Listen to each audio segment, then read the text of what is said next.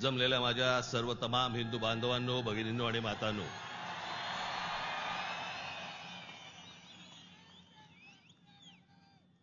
सर्वप्रथम मी आपणाला सर्वांना गुढीपाडव्याच्या मनपूर्वक शुभेच्छा देतो।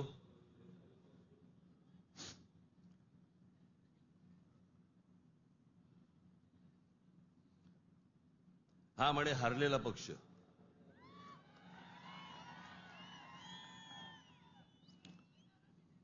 झालं, निवडणुका संपल्या, सगळ्या गोष्टी झाल्या, पण आज गेल्या निवडणुकीमध्ये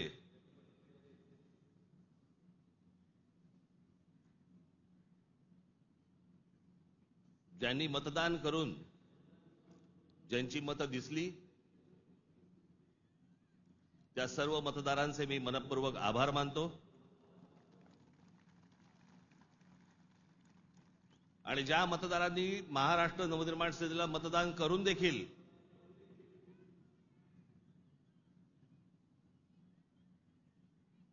इलेक्ट्रॉनिक मशीनमध्ये ज्यांची मतं दिसली नाहीत त्यांचेही मी आभार मानतो। निवडणुका कशा झाल्या, काय काय गोष्टी घडल्या, मला असं वाटतं याच्यावरती माझं बोलून झालेलं आहे। आता जे झालं ते झालं, आता हे बघायचं ते याच्या पुढचं। सगळे वेळ काढून आलायत ना, बरंच बोलायचं मला।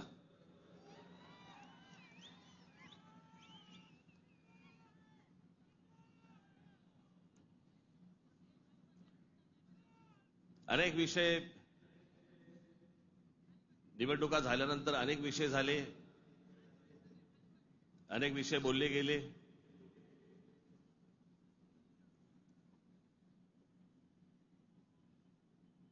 सदिच्छांचे, शुभेच्छांचे अनेक मला फोन पण आले आणि नेमके आजच आले।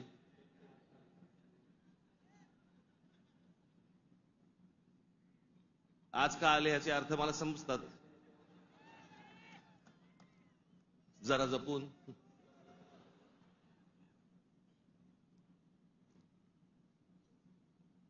पण गेले काही दिवस ज्या काही घटना घडल्या, मला असं वाटतं काही गोष्टींचं तुम्हाला सांगणं खूप आवश्यक आहे, गरजेचं आहे।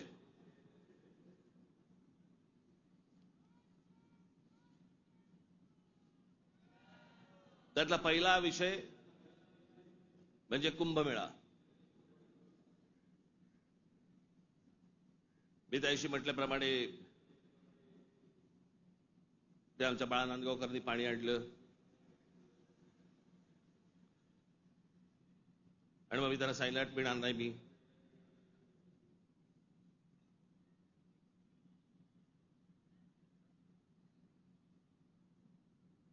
मग नव्याने वारा शिरलेल्या काही हिंदुत्ववाद्यांना असं वाटलं, अरे मी कुंभमेळ्याचा अपमान केला। मूर्ख आहात का?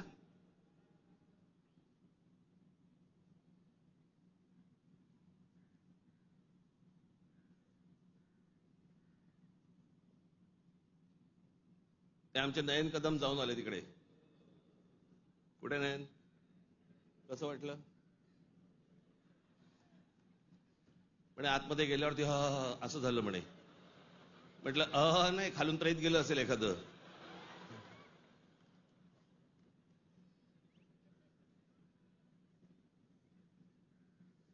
आपल्या देशामधल्या नद्यांची जी अत्यंत भीषण अवस्था आहे, ज्याला आपण माता म्हणतो, नदीला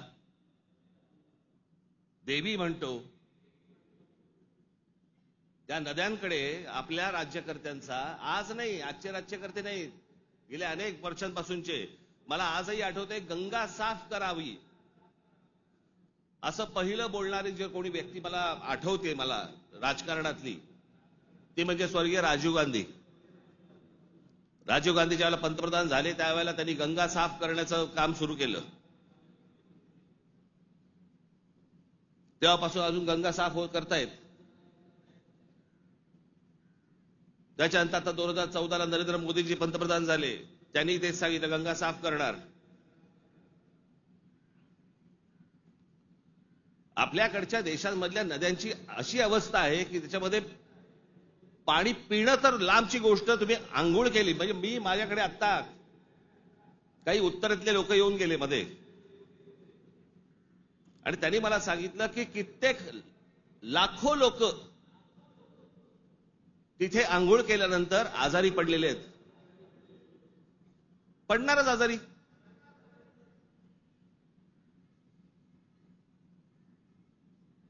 त्या गंगेवरची काय परिस्थिती आहे. प्रश्न हा गंगेच्या अपमानाचा नाहीये, प्रश्न हा कुंभमेळ्याच्या अपमानाचा नाहीये, पाण्याच्या स्थितीचा आहे की पाणी कशा प्रकारचं पाणी तिकडे असतं होतं आणि ते अजूनही थांबवलं जात नाही. त्या गोष्टी खरं तर वेगळ्या ठिकाणी तुम्ही जागा देऊ शकता. सहज एक मिनिट भरासाठी म्हणून मी तुमच्या समोर गंगेची आत्ताची परिस्थिती काय आहे ती मी तुम्हाला फक्त दाखवतो. खाली अरे खाली आण त्याला, खाली आहे.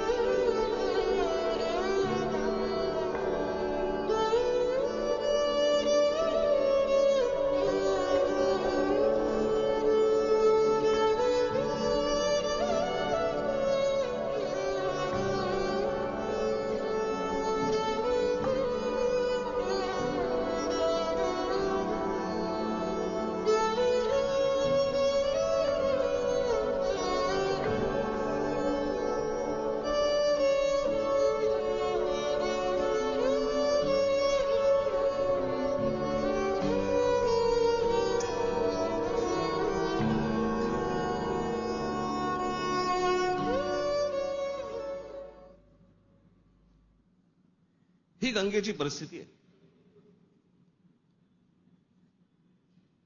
आतापर्यंत 33,000 कोटी रुपये खर्च झाले त्याच्यावरती. तुम्ही आता तो महंत बघितलात ज्याला बोटीतनं तसाच्या तसाच टाकून दिला.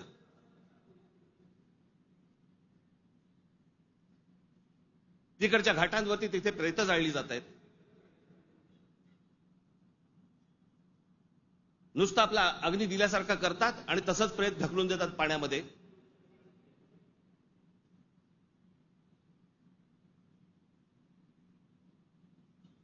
हा कोणता धर्म.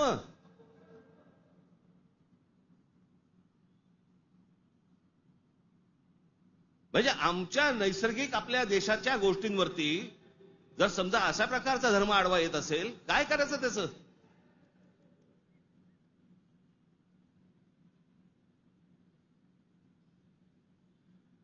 आपल्या गोष्टींमध्ये आपण सुधारणा नको का करायला.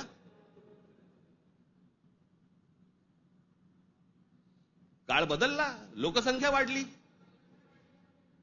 1000 वर्षापूर्वीच्या गोष्टी वेगळ्या होत्या, आताच्या गोष्टी वेगळ्या आहेत.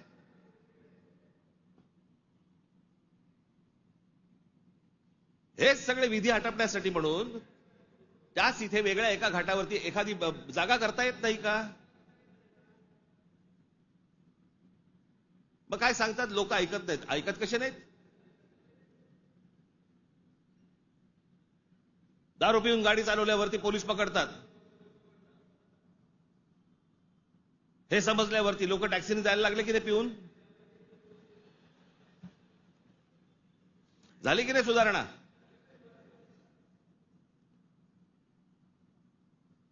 आपल्या नद्या स्वच्छ राहिल्या पाहिजेत.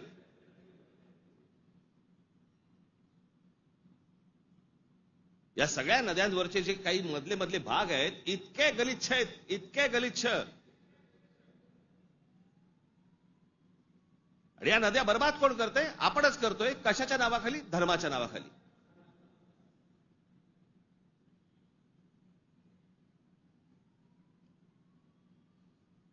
प्रत्येकाला आपापला धर्म प्यारा असतो.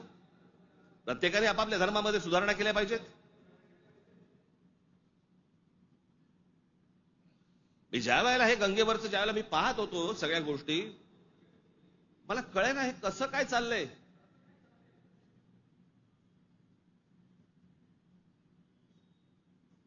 काय म्हणे 65 कोटी लोक येऊन गेले, अर्धा भारत.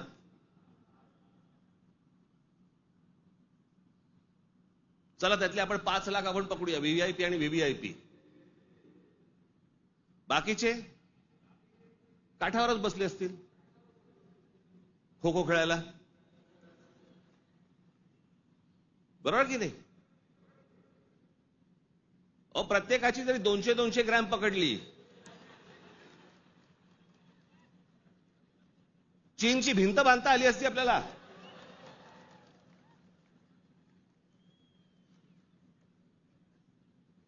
बरं तेही कुठे गेलं? म्हणजे आपल्याकडे जे सगळे म्हणतात ना, झालं गेलं गंगेला मिळालं.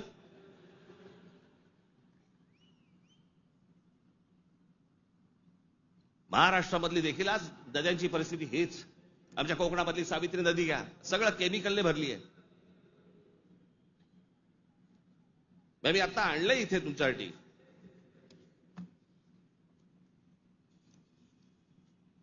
देशभरात एकूण 311 नदीपट्टे म्हणजे पॅचेस असे आहेत जे प्रदूषणामुळे धोक्याच्या पातळीवर असून त्यात महाराष्ट्रातील तब्बल 55 नदीपट्टे प्रदूषित आहेत.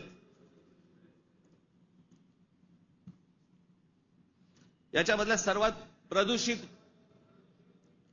असलेल्या नद्या, सर्वात प्रदूषित म्हणजे उल्हास नदी, मिठी नदी, मुळा मुठा, सावित्री, भीमा, पवना, कान्हा, तापी, गिरणा, कुंडलिका, दारणा, इंद्रायणी, नीरा, वैनगंगा, चंद्रभागा, मुचकुंडा, घोड, तितूर, रंगवली, वर्धा, कृष्णा, पाताळगंगा, सूर्या, वाघूर, ढोरणा या नद्या पात्रांमध्ये पाणी हे अत्यंत वाईट आहे. हे माझा रिपोर्ट नाही आहे. तर भातसा, पेडी, मोर, बुराई, वेल, पांझरा, सीना, काळू, वेण्णा, कोयना, पांझरा, पैनगंगा, पूर्णा, उरमोडी, कान या नद्यांच्या पात्रामध्ये पाणी वाईट आहे. त्या नद्यांच्या तुलनेत मुंबईमध्ये 5 नद्या होत्या, 5 नद्या. कदाचित अनेकांना माहिती पण नसतील. त्यातल्या 4 मेल्या. मेल्या म्हणजे मारल्या. सांडपाणी, झोपडपट्ट्या आणि या सगळ्या गोष्टींबंद त्या 4 नद्या मेल्या आणि 5वी ही आता मरायला आली आहे. ती म्हणजे मिठी नदी. आत्ताची मिठी नदीची काल मी शूट करायला सांगितलंय. काल मी अगोदरचं पण दाखवत नाहीये, मी कालचं दाखवतोय. मुंबई मधली 5वी एकमेव राहिलेली नदी, त्याची काय अवस्था एकदा बघा.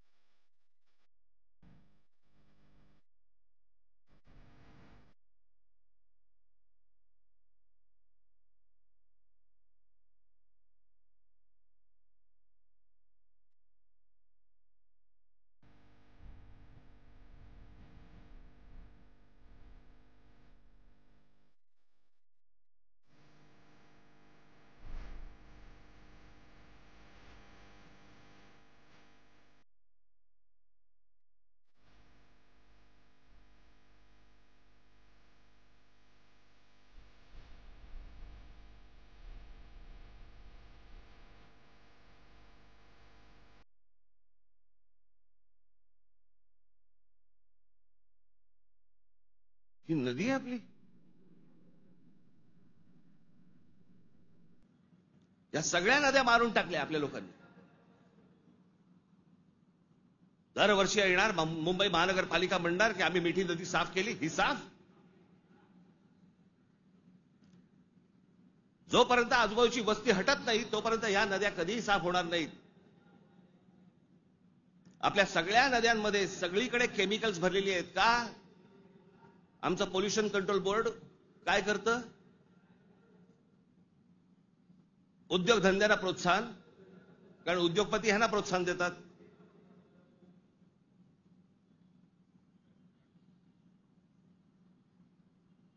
जे म्हणून आपल्याकडचे नैसर्गिक स्रोत आहेत आपण ते बंद करायचे. आणि त्याच्यानंतर त्याच्यावरती बोलल्यानंतर तुमचा धर्म आडवा येणार.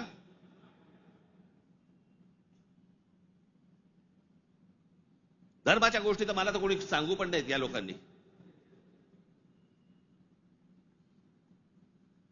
काही गोष्टी आपण आपल्यात सुधारल्या पाहिजेत.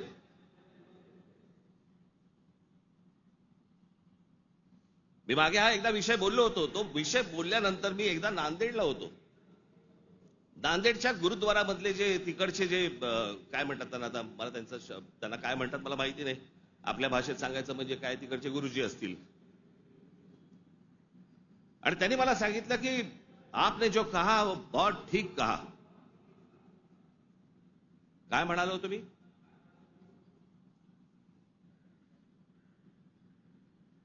आमच्याकडे महानगरपालिका, जिल्हा परिषदा, ग्रामपंचायती, देशभर सगळ्या ठिकाणी आमच्याकडे काय भिंती रंगवल्या जातात, बोर्ड लावले जातात, झाडं जगवा, झाडं वाचवा.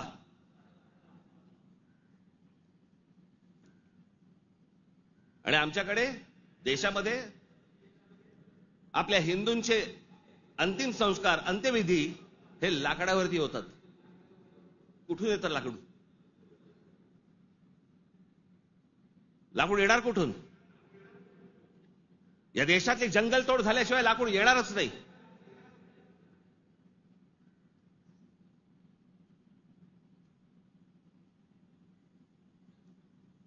आणि ह्याला पर्याय म्हणून काय त्या इलेक्ट्रिक विद्युत दाहिनी आल्यात ना.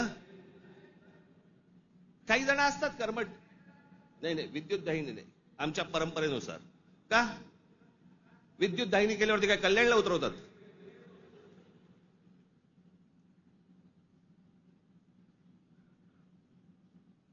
देशभर विद्युत दाहिन्या झाल्या पाहिजेत. त्या विद्युत दाहिन्या झाल्या तर लाकूड लागणार नाही. लाकूड लागणार नाही मग जंगल राहतील. आमचे पंतप्रधान नरेंद्र मोदी मागे एकदा जंगलात गेले होते फिरायला, कोणतरी एका परदेशी माणसाबरोबर. म्हणजे आमच्या पंतप्रधानांना जंगलांची आवड आहे.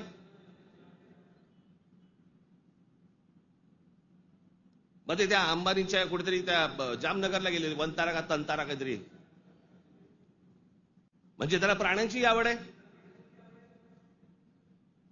मग प्राण्यांची आवड असेल तर जंगल जगवली पाहिजे. जंगल हे आपलं मुंबईचं नॅशनल पार्क आहे ना, हे नॅशनल पार्क संजय गांधी राष्ट्रीय उद्यान पवईपासून सुरू होतं, घोडबंदर पर्यंत तिकडे थांबतं. एवढं मोठं राष्ट्रीय एक काय नॅशनल पार्क एखाद्या शहराच्या मध्यात जगाच्या पाठीवर कुठेही नाही.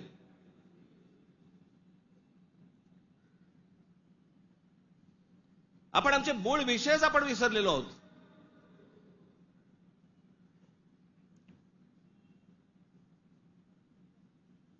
आमच्याकडे फक्त जंगलतोड सुरू आहे. म्हणजे आता मी तुम्हाला फक्त भारताचा जन्म मृत्यूचा आकडा फक्त सांगतो. जन्म मृत्यूचा आकडा म्हणजे लाकडं किती लागत असतील विचार करा, म्हणजे जंगलं किती तोडली जात असतील याचा विचार करा.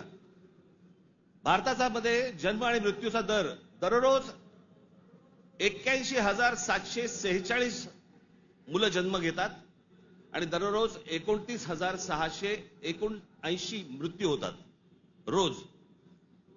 दररोज साधारणपणे 50,000 लोकसंख्या वाढत आहे. महिन्याला 24,52,380 लोक जन्म घेतात आणि महिन्याला 8,90,370 लोक मृत्युमुखी पडतात. वर्षाला 2,94,28,560 जण जन्म घेतात आणि वर्षाला 1,06,84,440 जण मृत्युमुखी पडतात.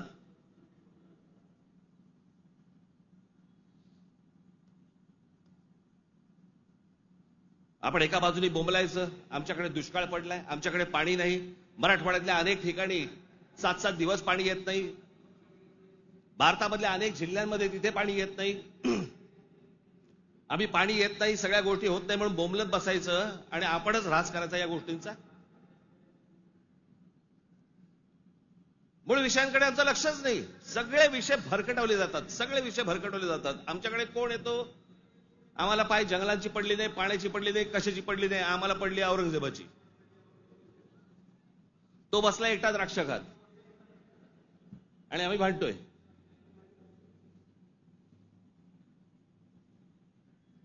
औरंगजेबाची कबर राहिली पाहिजे का उडवली पाहिजे? आत्ता कुठून आठवलं? चित्रपटाने जागे होणारे हिंदू काही कामाचे नाहीत.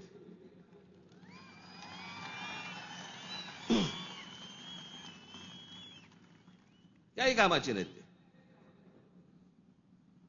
चित्रपट थिएटरमधनं उतरला की हे उतरले.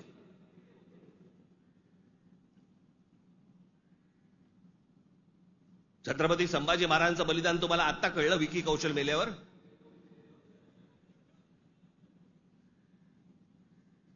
अक्षय खन्ना औरंगजेब बनून आल्यावर तुम्हाला औरंगजेब कळायला लागला?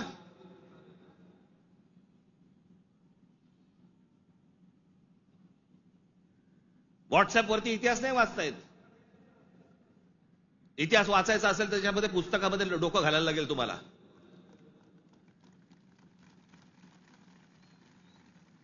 कोणीही बडबडायला लागले हल्ली इतिहासावरती. विधानसभेत पण बोलतात.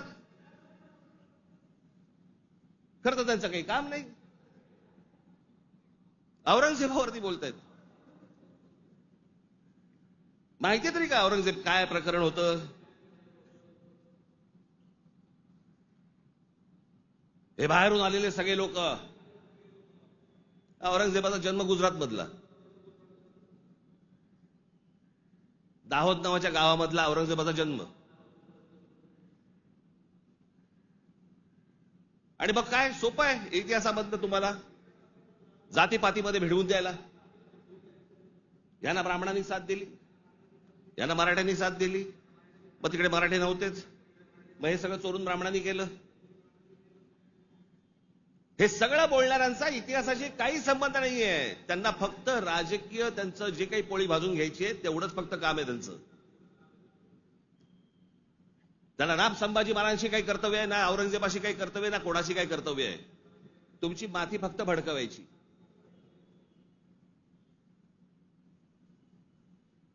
कसल्या इतिहास बोलतोय आपण? अहो, इतिहासाच्या पानात खोलवर गेलात ना, सगळ्या अपेक्षांची आणि कल्पनांची आणि भावनांची सगळी भांडी ठळाठळ फुटतील.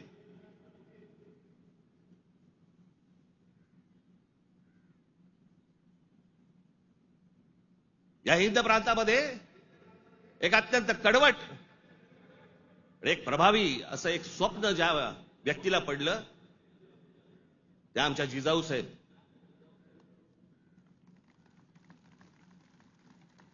हे त्यांचं स्वप्न त्यांचे वडील असल्यापासून त्या बघत होत्या. त्यांना समजत नव्हतं हे काय चाललंय. आमचीच लोक ह्या लोकांकडेच का चाकरी करतायत?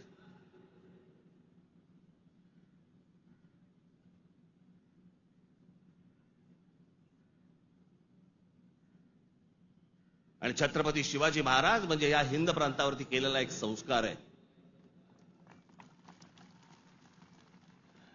तो एक चमत्कार आहे. ती एक विलक्षण घटना आहे.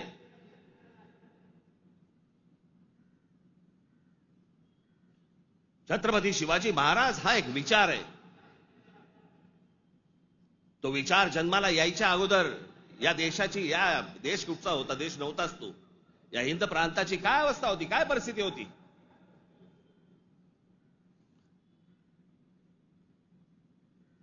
सर्वच जातीचे लोक कोणाला कोणाच्याकडे होतेच ना कामाला. दूर कशाला जा. छत्रपती शिवाजी महाराजांचे वडील हे आदिलशाहीतच होते ना.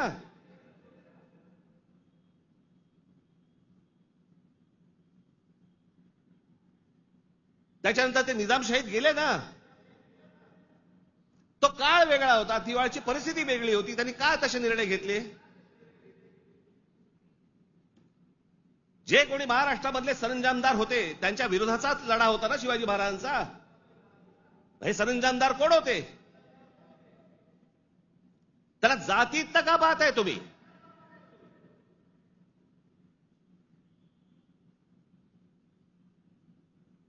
अफजल खानाचा वकील हा कोणी कुलकर्णी नावाचा होता, ब्राह्मण होता. अफजल खानाची बोलणी करायला गेलेला छत्रपती शिवाजी महाराजांचा वकील देखील ब्राह्मणच होता.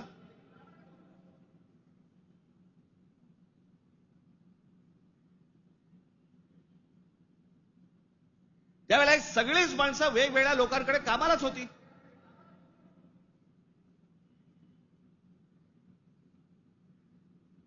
इतिहासातली प्रत्येक गोष्ट काही कागदावरती लिहिलेली नाहीये. त्यावेळेला त्या परिस्थितीत काय निर्णय घेतले असतील आपल्याला काय माहिती. 300-400 वर्षापूर्वीचा इतिहास, त्याच्यावरती आम्ही आज भांडतोय जातीत.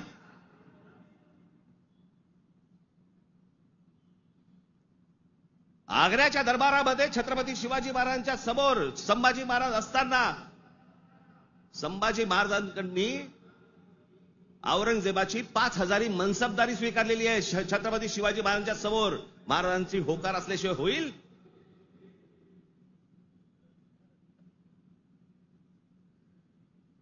पण आता दरबारात अडकलोय, स्वीकारण्याशिवाय पर्याय नाही. आता स्वीकारू, नंतरचं नंतर बघू.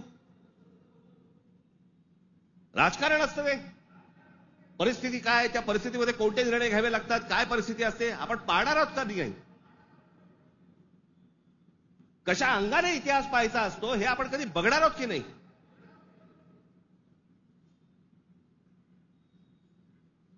काही कशाचा कशाला माहिती नाही. छत्रपती शिवाजी महाराजांसाठी औरंगजेबाचा जो माणूस आला होता, मिर्झा राजे जयसिंग राजपूत, हिंदू होता ना.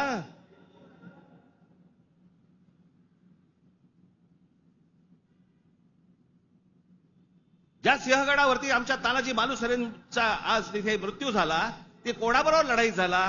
उदयबान राठोड बरोबर ना. राजपूत होता ना, हिंदू होता ना. काय घेऊन बसलोय आपण?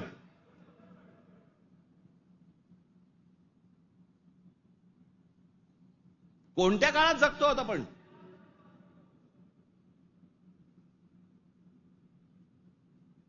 छत्रपती शिवाजी महाराजांच्या जन्माच्या अगोदरचा काळ वेगळा होता, नंतरचा काळ वेगळा आहे.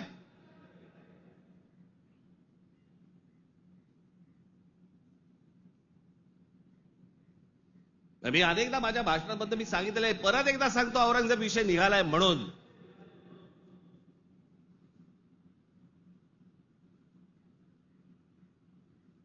औरंगजेब बादशाह याचं राज्य कुठपासून कुठपर्यंत होतं? अफगाणिस्तान पासून दक्षिणेपर्यंत आणि इथे बंगालपर्यंत.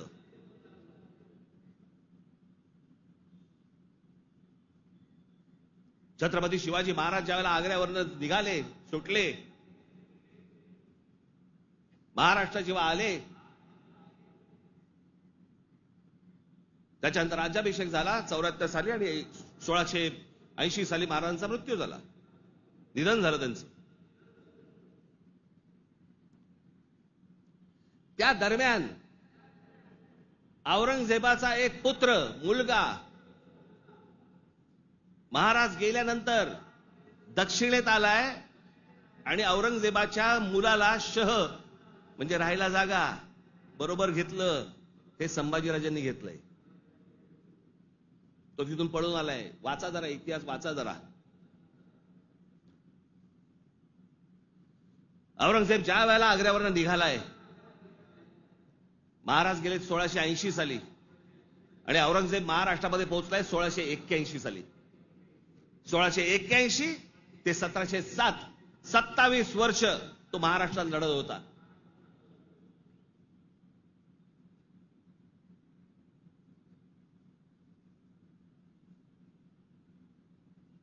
आमच्या संभाजी राजांबरोबर लढला. त्याला क्रूर पद्धतीने मारलं. राजाराम महाराज लढले, संताजी धनाजी लढले आणि आमच्या तारा राणी साहेब लढल्या.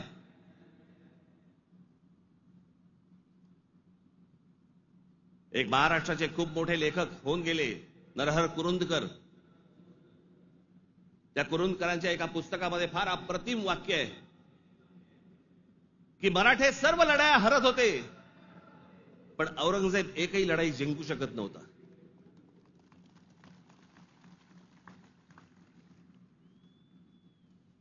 याचं कारण छत्रपती शिवाजी महाराजांचं निधन झाल्यावरती खरं तर औरंगजेबाने परत जायला पाहिजे होता आग्र्याला. नाही, तो इथे का थांबला? एवढा मोठ्या बलाढ्य प्रदेशाचा राजा, शहनशाह, एका 2.5 3-3.5-4 जिल्ह्याच्या एका राजासाठी इथे ठाण मांडून का बसला?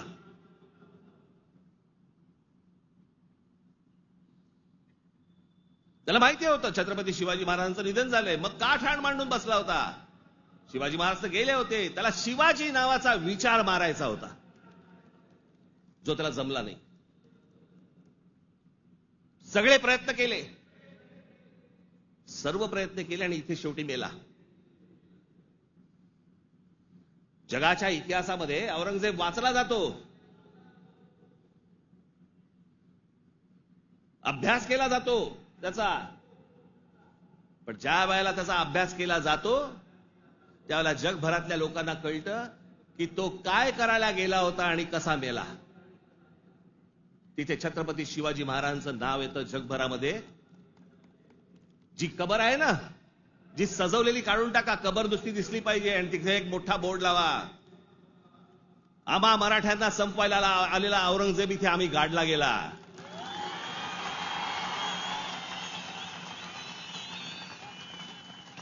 हा आमचा इतिहास.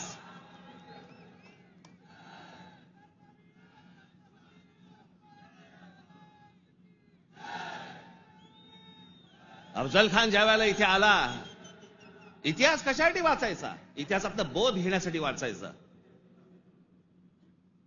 अफजल खान जेव्हा इथे आला त्यावेळेला प्रतापगडावरती मारला गेला खाली, तिथेच त्याची खाली कबर खोदली गेली, तिथेच त्याला पुरला. मराठीत एक फार अप्रतिम जो शब्द आहे ना, पुरून उरीन, तो आहे, तुला पुरीन आणि उरीन. तो जो पुरला त्याला तिकडे अफजल खानाला, तो शिवाजी महाराजांच्या होकाराशिवाय पुरला नसेल. त्याची कबर जी केली आहे ती महाराजांना विचारल्याशिवाय केली नसेल. महाराजांनी सांगितलं असेल, निश्चित करा, जगाला कळू दे कोणाला मारलाय.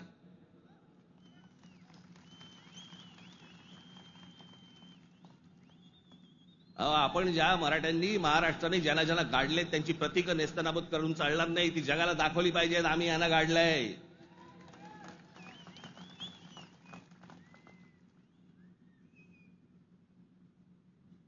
इस्रायलची एक खूप मोठी संघटना आहे मोसाद नावाची, त्यांचं एक पुस्तक आहे.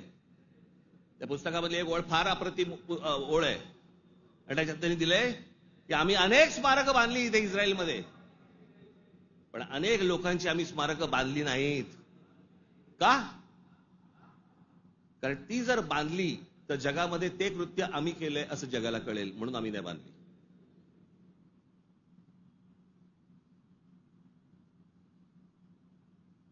असा विचार ते करतात. आणि आम्ही कोणाला गाडले हे आम्ही जगाला दाखवायचं नाही.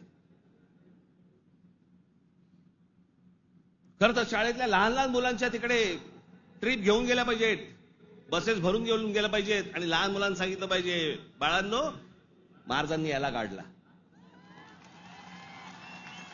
हा आपल्यावर आला होता, हा आपल्या धर्मावर उलटला होता, हा आमची मंदिरं पाडत होता, हा आमच्या बहिणीची आबरू लुटत होता, याला आम्ही गाडला. नाही तर पुढच्या पिढ्यांना आम्ही काय इतिहास सांगणार आहोत?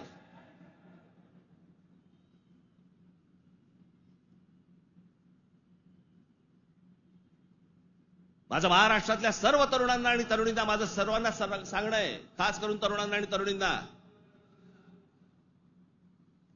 व्हॉट्सअपवरती इतिहास वाचायचा पहिला बंद करा.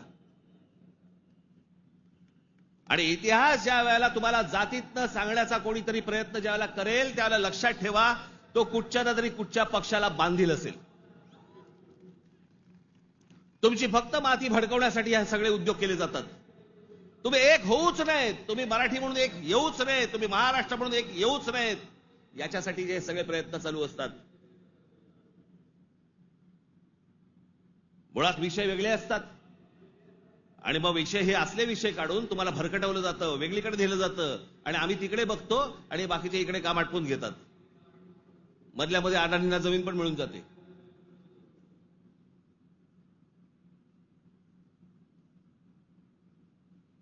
मुंबईचा विमानतळ दिला अदानीला, मग अजून कुठचा नवी मुंबईचा दिला अदानीला, मग आता पालघरचा दिला अदानीला, मग तिकडचं बंद दिला अदानीला. अदानी हुशार निघाला, आम्ही अडाणी निघालो.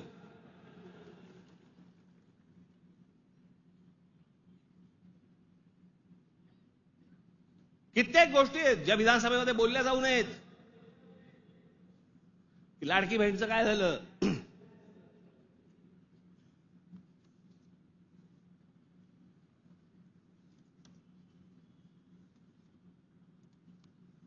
लाडकी बहीणचं काय झालं? काही नाही.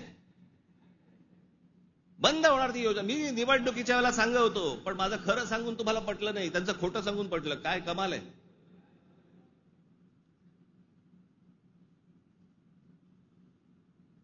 ज्या महत्वाचे जे विषय आहेत, या सगळ्या महत्वाच्या विषयांकडे आपण दुर्लक्ष करायचं आणि दुर्लक्ष करून आम्ही कुठे भरकटायचं, कुठे चालले आमचा. विधानसभेमध्ये चर्चा कशावरती? औरंगजेबावर.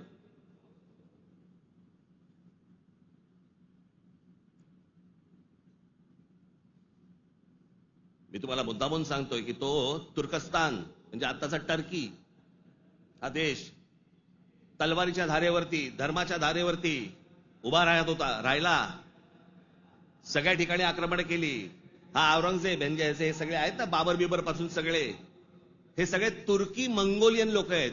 आपण ज्यांना मोघल म्हणतो ना, मोघल म्हणजे मंगोल्स, चंगीज खानवाले. हा तुर्की मंगोल आहे. सगळं धर्म, सगळं मुस्लिम धर्म तलवारीच्या धारेवरती सगळा देशभर जगभर पसरवण्याचा प्रयत्न केला. नंतर धर्माच्या आधारावरती तुम्हाला देश नाही उभा करतायत. हे अनेक देशांना समजलं. त्यातला पहिला टर्की म्हणजे तुर्कस्तान. तिकडे 1922 साली त्यांच्या पंतप्रधान का काय प्रेसिडेंट जो काय असतो तो, त्याच्यावरती केमाल पाशा नावाचा माणूस आला आणि केमाल पाशाने सगळं अख्खं तुर्कस्तानचं चित्र अख्खं पालटवून टाकलं. 1938 साली मला असं वाटतं ते गेले. त्याच्यानंतर जी लोक आली तिथे इस्लाम आता म्हणण्यापुरता आहे तिथे, पण तो आता भाग दक्षिण युरोप म्हणतात त्याला, दक्षिण युरोप. तिकडची परिस्थिती, तिकडची अवस्था जर समजा तुम्ही बघितलीत, म्हणजे त्या सगळ्या ठिकाणी मशिदी आहेत, सगळ्या गोष्टी आहेत, पण तुम्हाला रस्त्यावरती धर्म दिसत नाही. कारण त्याच्या लक्षात आलं की धर्मामुळे देशाची प्रगती होणार नाही. त्याने काय काय प्रकार केले? केमाल पाशाने राज्यघटनेत तुर्कीला धर्मनिरपेक्ष राष्ट्र म्हणून घोषित केलं. इस्लामला राज्य धर्माचा दर्जा काढून टाकला. शरिया कायदे रद्द करून स्विस सिव्हिल कोडवर आधारित नवीन कायदा लागू केला. त्याच्यानंतर अरबी लिपीऐवजी लॅटिन लिपी स्वीकारली. फ्रेंच फेज टोपी त्यांची जी होती त्याच्यावर बंदी आणि पाश्चिमात्य पोशाखांना प्रोत्साहन दिलं. मशिदींमधील अरबी प्रार्थनांना तुर्की भाषेत बदललं. आता सध्याचे टर्कीचे सध्याचे अध्यक्ष एर्दोगन यांनी मवाळ इस्लाम स्वीकारला वगैरे सोडा, टर्कीला दरवर्षी टुरिझम म्हणून किती लोक भेट देतात? 5 कोटी लोक भेट देतात. वर्षाला साधारणपणे $400 बिलियन त्यांचं उत्पन्न होतं, निर्माण होतं. हे देश सगळे त्याच्यातनं बाहेर पडतायत आणि आम्ही धर्मांधतेकडे जातोय. धर्म प्रत्येकाने जोपासला पाहिजे उंबरठ्याच्या आत. आणि त्यांनी जर समजा बाकीच्यांनी जर समजा धर्म रस्त्यावरती आणला तर मग काय आम्ही बुलडोजर फिरू? मी ज्यावेळेला सांगितलं होतं हे सगळे लाऊडस्पीकर बंद करा मशिदींवरचे, ऐकलं नाही. माझ्या 17,000 महाराष्ट्र सैनिकांवरती केसेस टाकल्या. आणि आता परवा दिवशी आमच्या महाराष्ट्र राज्याचे मुख्यमंत्री देवेंद्र फडणवीस म्हणतात की आम्ही त्यांना सांगितलेलं आहे रात्री 10 ते सकाळी 6 भोंगे वाजणार नाहीत. अहो तेव्हा वाजतच नाहीत. प्रश्न आहे सकाळी 6 ते रात्री 10. या लाऊडस्पीकरचा, सततच्या लाऊडस्पीकरचा लोकांना त्रास होतो. तुमचे काही सण बिण असतील तर आपण समजू शकतो,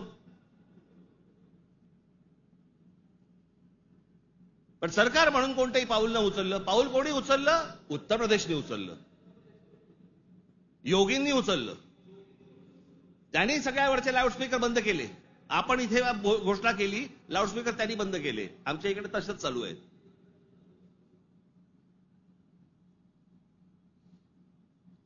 हे इकडे माहीमला इथे समुद्रावरतीची काय काय त्यांनी काय काय करतात ते मजार बोलल्यावरती रात्रीच्या रात्री काढून टाकली गेली. आतमध्ये काय? आतमध्ये पोकळ काहीच नव्हतं.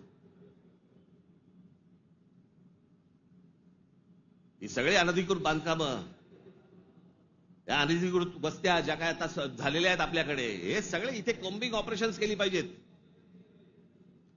अहो, आपण मूळ विषय सगळे जे आहेत ना, जे रोजगाराचे आहेत, जे शेतीचे आहेत, जे कामगारांचे आहेत, जे विद्यार्थ्यांचे आहेत, जे शिक्षणाचे आहेत, सगळे बाजूला काढतोय आपण आणि भलत्या गोष्टींमध्ये आपण रमतोय. भलत्याच गोष्टींमध्ये.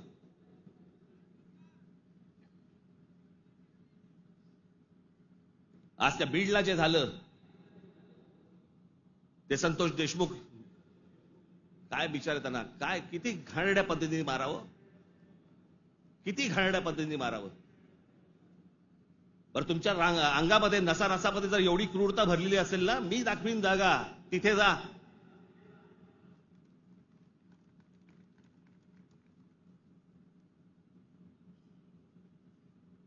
पण हे सगळं झालं कशात?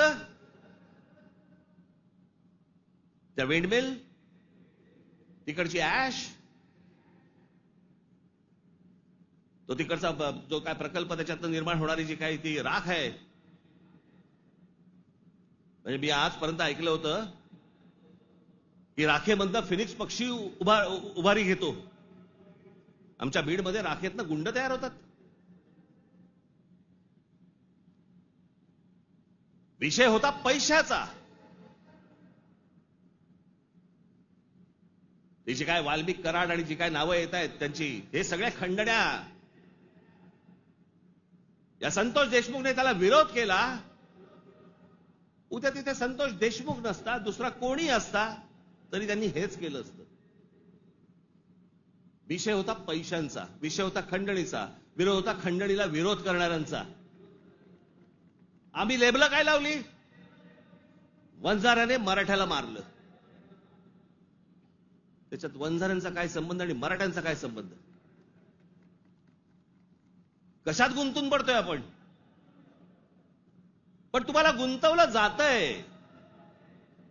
हे राजकीय पक्ष तुम्हाला गुंतवतायत त्याच्यातच गुंतून राहा. आमच्या मुलांच्या शिक्षणाचा विचार करू नका, विषय आणू नका. आमच्याकडे रोज शेतकरी आत्महत्या करतायत. आता दिवसाला 7 आत्महत्या होतात दिवसाला शेतकऱ्यांच्या. पाहू नका. आमच्याकडे रोजगार निर्माण होत नाहीये, लक्ष देऊ नका त्याच्याकडे. असंख्य मुलं आणि मुली मराठवाडा सोडून पुण्याकडे येत आहेत.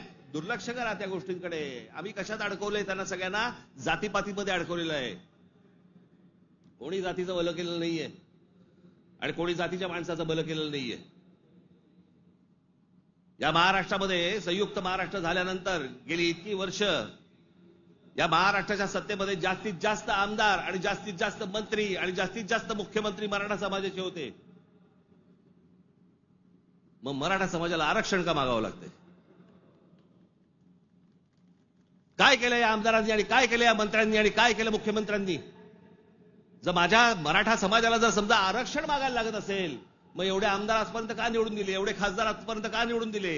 एवढे मुख्यमंत्री का झाले? एवढे मंत्री का झाले? मग या लोकांनी काय केलं? जात जातीला कधीच सांभाळत नाही.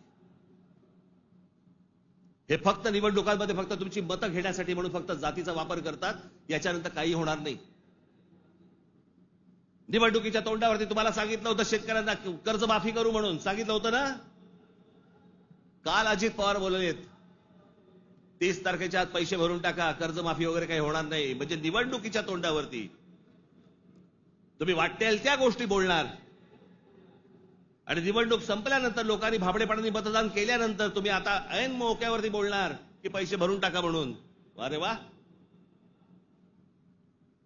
महाराष्ट्रातल्या जनतेला मला हे विचारायचंय की इतक्या भाबडेपणाने तुम्ही मतदान करता तरी कसे? ही लाडकी बहीण योजना, या लाडक्या बहीण योजनेची आता काहीतरी 2100 कोटी काहीतरी करणार म्हणे. 2100 कोटी केलं तर साधारणपणे वर्षाला महाराष्ट्र सरकारवरती 63,000 कोटीचं कर्ज होईल.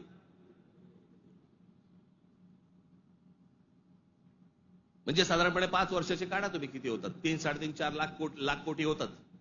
हे फक्त वाटण्यात. ते वाटू शकत नाहीत, सरकारकडे पैसे नाहीत. ही योजना बंद होणार.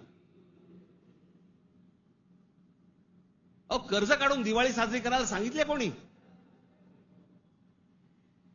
जे मूळ प्रश्न आहे, जे रोजगाराचे प्रश्न आहेत, माझ्या महाराष्ट्रामधल्या माझ्या मराठी मुला मुलींना नोकऱ्यांचे प्रश्न आहेत, ते सोडवा. आस्थापना येत आहेत आणि तुम्ही बाहेरच्या लोकांना भरताय कंत्राटी कामगार म्हणून. माझ्या महाराष्ट्रामधल्या मुलांना कळत नाहीये, मुलींना कळत नाहीये, कारण आम्ही गुंतवलेत कशात? आम्ही जातीत गुंतवलेत. मारामाऱ्या करा, डोकी फोडा, व्हॉट्सअपवरती जातीत शिव्या घाला, हे उद्योग आमचे सगळे सुरू आहेत. मूळ प्रश्नाकडे आहे कोणाचं लक्ष? खरं तर मूळ प्रश्नांवरती तुम्ही सरकारला धारेवर धरलं पाहिजे, मंत्र्यांना धारेवर धरलं पाहिजे. निवडणुकीच्या तोंडावरती ज्या ज्या प्रकारची तुम्हाला आश्वासनं दिली त्या गोष्टी तुम्ही विचारल्या पाहिजेत. पण मुळात आपलंच लक्ष जर समजा नसेल तर बाकीच्यांचं फावणारच आहे.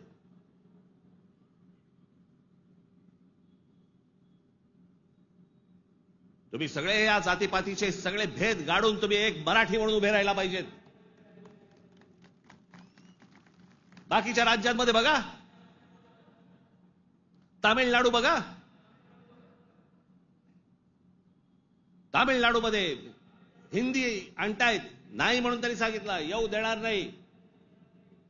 केरळामध्ये येऊ देणार नाही. आम्हीच लोटांगण घालतोय. आम्हाला समजत नाही आम्ही काय करायचंय. मी इतका भांबावलेला मराठी माणूस आजपर्यंत कधी बघितलं नाहीये. मी इतका राजकारणाचा झालेला चिखल देखील मी आजपर्यंत पाहिलेलं नाहीये. कोणत्याच गोष्टींचं आम्हाला गांभीर्य उरलेलं नाहीये.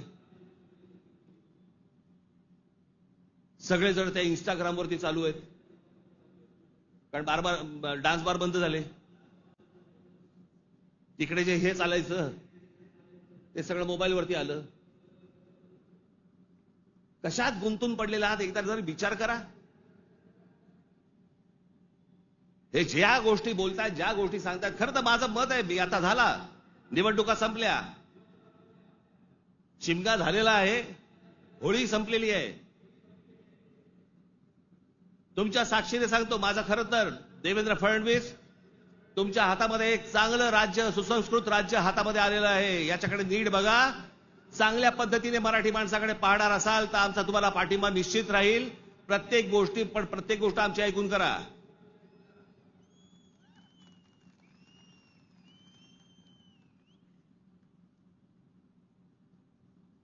महाराष्ट्र आसुसलेला आहे. आता उन्हाळा आहे, आता पाण्याचे प्रश्न सुरू होतील. शेतकऱ्यांच्या आत्महत्यांचे आहेतच आहेत, कर्जांचे आहेत. कोणी कंपन्या येतात, त्या कुठची कंपनी आली ती लुटून गेले ते टोरस का काहीतरी, इतके भाबड्यात. आता पैसे दिले की महिन्याभरात दुप्पट होतील. कोण देतं असं करून? का गुंतवता अशा ठिकाणी पैसे तुम्ही? पण या सगळ्या ह्याच्यामध्ये मी तुम्हाला दोष देणार नाही. ही जी असुरक्षितता जी आलेली आहे ना, आर्थिक असुरक्षितता आलेली आहे, वैचारिक असुरक्षितता आलेली आहे, मंदिरांच्या बाहेर रांगा लागल्या आहेत. जे बुवा बिवा जे काय आता सध्या नवीन आलेत सगळेजण, त्यांच्याकडे रांगा लागल्या आहेत. लोक भक्तीने जात आहेत, भावनेने जात आहेत, अडकून पडतायत. ठीक आहे, पण चांगल्या गोष्टीत तरी पडतायत.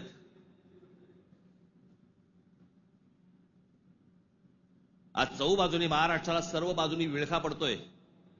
मराठी माणसाला विळखा पडतोय. हा विळखा तुम्ही ओळखला पाहिजेत. मराठी भाषेला विळखा पडतोय. आमच्या महाराष्ट्रामध्ये, मुंबईमध्ये आम्हाला सांगता, इकडच्या आस्थापनांमध्ये हमें मराठी बोलना नहीं आता तो क्या हुआ, कानफट इथंच बसणार.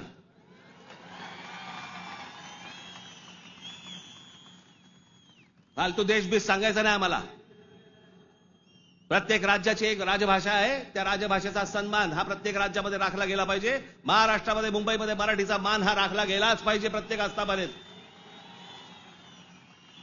या महाराष्ट्रामधल्या उद्यापासून तयारीला लागा. महाराष्ट्रातल्या प्रत्येक बँकेत मराठी वापरली जाते की नाही पहिले चेक करा. प्रत्येक बँकेत, प्रत्येक आस्थापनेत तुम्ही मराठी म्हणून सगळेजण कडवटपणे उभे राहायला पाहिजेत.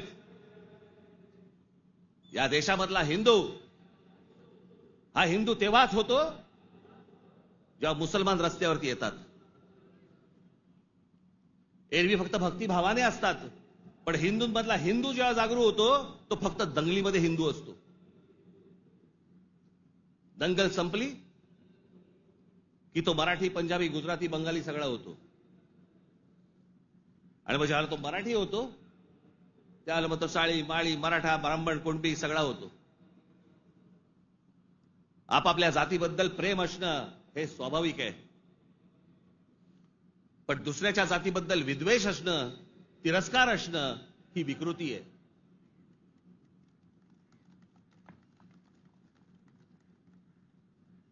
आज सगळे राजकीय पक्ष बाकीचे आज केंद्रातले असतील, पूर्वीपासून चालू आहे, काँग्रेस असल्यापासून सुरू आहे. या सर्व प्रश्नांकडे तुमचं गांभीर्याने लक्ष असलं पाहिजे. मी आज फक्त तुम्हाला एक गोष्ट वाचून दाखवणार आहे. 1966 साली शिवसेनेच्या जन्माच्या वेळेला माझ्या आजोबांनी एक पुस्तक लिहिलं होतं. बघा, 1966 सालची गोष्ट बोलते मी तुम्हाला. 1966 माझ्या आजोबांनी एक पुस्तक लिहिलं होतं. मी ते लवकरच मी ते रिप्रिंट करून तुमच्या पुढे आणणार आहे. मी ते त्या पुस्तकाचं नाव होतं ऊठ मराठ्या ऊठ.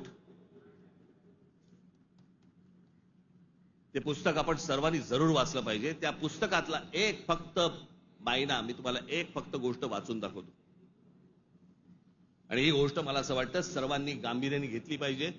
या गोष्टींवरती विचार केला पाहिजे. पूर्वीची काँग्रेस असो, नाही तर आताची भाजपा असो, नाही तर अजून येणारे दुसरे कुठचाही केंद्रामधला पक्ष असो किंवा राज्यामधला, मराठी माणसांनी या गोष्टींचा विचार करणं गरजेचं आहे. हे आजोबांनी 66 साली लिहिलंय. तीच गोष्ट आज तंतोतंत आपल्याला लागू पडतेय. ती मी गोष्ट फक्त तुमच्यासमोर वाचून दाखवतो. भाषा म्हणजे काय बोलायचीच नाही, कमाल भाषा. आज महाराष्ट्राचा मराठा आत्मस्वरूपाला पारखा होऊन ना अरत्री ना परत्री, म्हणजे ना इथे ना तिथे, अशा मोहनीय अवस्थेत आहे. त्याचा उज्ज्वल भूतकाळ त्याने चुकूनही आठवू नये. त्याचा उज्ज्वल भूतकाळ, जे मी मगाशी तुम्हाला सांगत होतो ना, इतिहासातल्या चांगल्या गोष्टी, त्याचा उज्ज्वल भूतकाळ त्याने चुकूनही आठवू नये. या धोरणाने त्याच्या त्या इतिहासाची जडणघडण नव्या राजकारणी रंगढंगाला साजेशी बदलण्याचा उद्योग सध्या चालू आहे. काळाच्या कचक्यालाही न जुमानता ग्रंथ दस्तात आणि पिढ्यानपिढ्यांच्या स्मरणात परंपरेने चिरंजीव झालेल्या ठळक ऐतिहासिक घटनांवर ही निरनिराळे बनावट अर्थ बनवण्यात येत आहेत. जिकडे पाहावे तिकडे जे आता चालू आहे, त्या इतिहासाचे वेगवेगळे अर्थ तुम्हाला सांगितले जात आहेत, वेगवेगळ्या गोष्टी सांगितल्या जात आहेत जाती जातींमधनं. त्याच्यामध्ये एक त्यांनी एक उतारा दिलाय. गलबला बुद्धी नासते, नाना निश्चय सांगती, ऐकावे कोणाकोणाचे, बोलत आहे बहुचकी, करंटे मिळाले सर्वही, जो तो बुद्धीचं सांगतो. प्रत्येक जण आपापल्या पद्धतीने काहीतरी सांगत असतो. त्यांची बुद्धिमत्ता तेवढी नसते, पण प्रत्येकाला वाटतं मला व्यक्त व्हायचंय, आणि प्रत्येक जण बुद्धी पाजळत असतो. त्यांच्याकडनं बुद्धी घेऊ नका, चांगली पुस्तकं वाचा. असा समर्थोक्त देखावा दिसत आहे. बुद्धिभेदाच्या या वावटळीत शिक्षितांपासून अशिक्षित मजुरांपर्यंत सारे गुरफटले गेले आहेत. जागृतीचा, उत्थानाचा बोध करील तो जातीयवादी, संकुचित वृत्तीचा, देशद्रोही म्हणून त्याची सर्वत्र निंदा लाजती आणि जाहीर सभातून निषेध करण्यात येतो. कारण स्पष्ट आहे. महाराष्ट्राचा मराठा जागा होऊन आपल्या आत्मस्वरूपाचा शोध घेण्या इतका कदरबाज स्वाभिमानी बनू लागला तर सत्ता स्पर्धेच्या शर्यतीच्या रिंगणात आपल्या पक्षीय घोड्यावर स्वार झालेल्यांचे रिकीबितले पाय लटपटल्याशिवाय राहणार नाहीत. हे जे आज सत्तेचे सगळ्या घोड्यांवर चालू आहे ना, घोड्यांवरती बसलेले आहेत, तुम्ही एक व्हा. तुम्ही एक मराठी म्हणून ताकद ह्यांना सर्वांना दाखवा. नाही ह्यांचे पाय लटलटले तर मला सांगा. पण तुमच्यामध्ये सगळ्यांमध्ये फक्त मतभेद निर्माण करणं, बुद्धिभेद निर्माण करणं आणि त्या बुद्धिभेदातनं ह्यांना फक्त सत्ता राबवायची आहे सगळ्यांना. आज सत्तेवर बसले तेवढंच नाही म्हणत मी, सगळेच. म्हणून मला तुम्हाला एवढंच सांगायचं आहे आजच्या या गुढीपाडव्याच्या दिवशी. हा गुढीपाडवा, या गुढीपाडव्याच्या दिवशी तुम्ही हा मराठी नववर्षाचा सण, या मराठी नववर्षाच्या क्षणी तुम्ही सगळ्यांनी, महाराष्ट्रातल्या तमाम माझ्या माता भगिनींनी, माझ्या बंधूंनी, भावांनी, माझ्या बहिणींनी, सगळ्यांनी एकजुटीने मराठीचा नारा द्यावा. आणि ज्या वेळेला ते इतर ज्या वेळेला अंगावर येतील त्यावेळेला आपण हिंदू म्हणून अंगावरती जाऊ. एवढी ताकद आपण आज या ठिकाणी ठेवू. आपण आज या गोष्टींची शपथ घेऊ. आणि पुढच्या सगळ्या येता निवडणुका आता लागतील, मला असं वाटतं की ऑक्टोबर नोव्हेंबरला लागतील बहुधा. यांची गॅरंटी नाही, कारण यांचं चाललंय ते बरं चाललंय. एक माणूस धरून बसलेत आयुक्त प्रत्येक ठिकाणचा. त्याच्यामुळे सोपं असतं राजकारण. ज्या वेळेला निवडणुका लागतील तोपर्यंत सगळी बांधणी तुमची पूर्ण झालेली पाहिजे आणि सगळेजण तुम्ही जोरात कामाला लागले पाहिजेत. एवढी फक्त एक इच्छा, आशा, अपेक्षा व्यक्त करतो आणि पुन्हा एकदा गुढीपाडव्याच्या आपल्याला सर्वांना शुभेच्छा देऊन आपली सर्वांची मी तूर्त रजा घेतो. धन्यवाद. जय हिंद, जय महाराष्ट्र.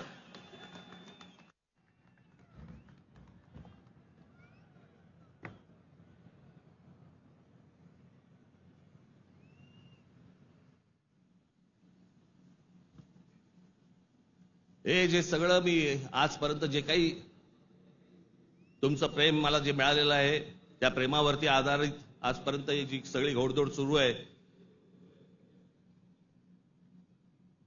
ती जी ऊर्जा मला जी मिळते ना, ती तुमच्याकडनं सगळ्यांकडनं हे तुम्ही येता तेव्हा मिळते.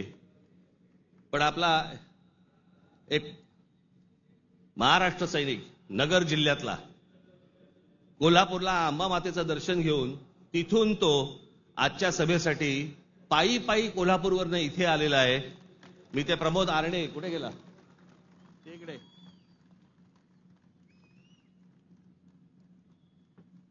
आता बस, हा पायी पायी तिथून आला. तुमच्या सर्वांसाठी तो महालक्ष्मीचं दर्शन घेऊन आलेला आहे आणि मला असं वाटतं की हीच माझी ऊर्जा आहे. धन्यवाद.